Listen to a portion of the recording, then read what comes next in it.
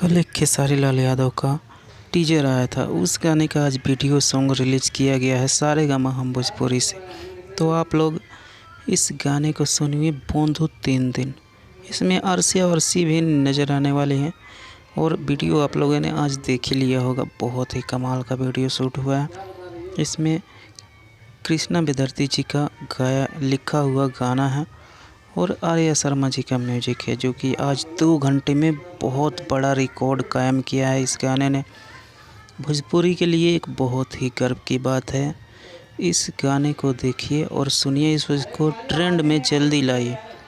खेसारी लाल यादव का ऑलरेडी 4 गाने ट्रेंड कर रहे हैं और इसके बावजूद भी ये इसका मोशन पोस्टर भी अभी तक ट्रेंड कर रहा है। तो इसके गाने को और ज़्यादा सुनिए ताकि इसको और ज़्यादा प्यार दुलार दीजिए। और बंधु 3 दिन 2.0 ये गाना को बहुत ही जल्द ट्रेंड कराइए नंबर 1 पे।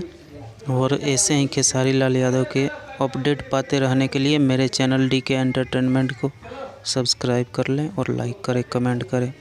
तो थैंक यू भाई लोग, ये अपडेट था आप लोगों से शेयर किया।